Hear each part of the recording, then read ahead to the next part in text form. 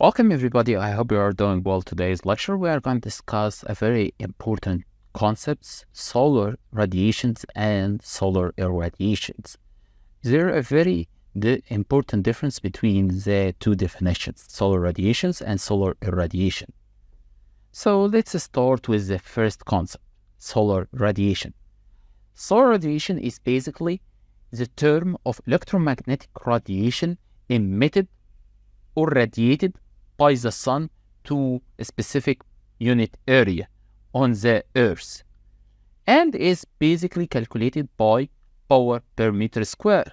So this electromagnetic power emitted by the sun and is going to the Earth is called solar radiation.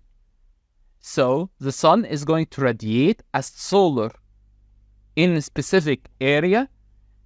This total of power in the specific unit area called solar radiation.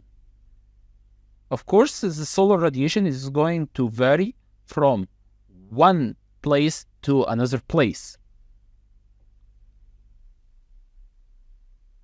due to the tilt angle of the sun. Okay, let's talk about the solar irradiation.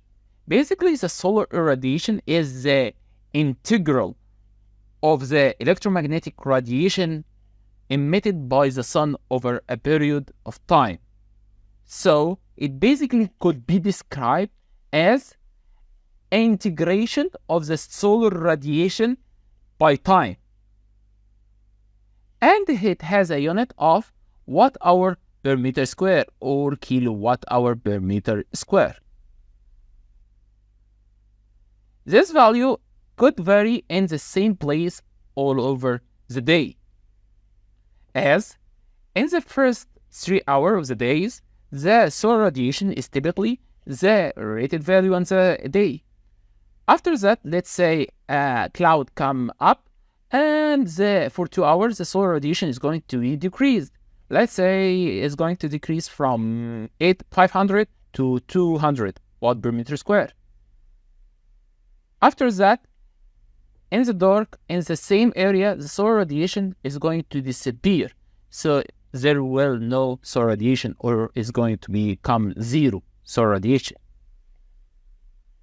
The summation of all these solar radiation over the time called the solar irradiance. So let's say the first 3 hours, you got a solar radiation of 1000 watts per meter square. Second 2 hours, you get less due to the cloud, let's say 500 watt per meter square. The last 10 hours, you get zero. So the total solar radiation is going to be 3 times 1000 plus 500 times 2. You are gonna get plus 10 times 0. You're gonna get about 1000 plus 3000. You're gonna get about 4 kilowatt hour per meter square. So in this example, the solar irradiation is going to be 4 kilowatt hour per meter square. Now, let's understand the solar radiation all over the day.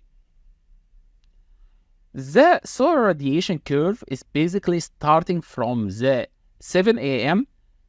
when the sun rises at here. Then the sun is going to increase, causing the sun radiation to increase gradually until I reach the 12 a.m. After that, the solar radiation is going to gradually reduce until I reach 6 p.m. or sundown, and the rest of the day is going to be zero. The curve itself called solar radiation, but the area inside the curve called solar irradiance or solar irradiation. So the difference between the solar radiation is the power, and solar irradiation is the energy. Okay guys, I hope you understand the difference between the solar radiation and solar irradiance. I hope I see you in the next lecture. Bye bye.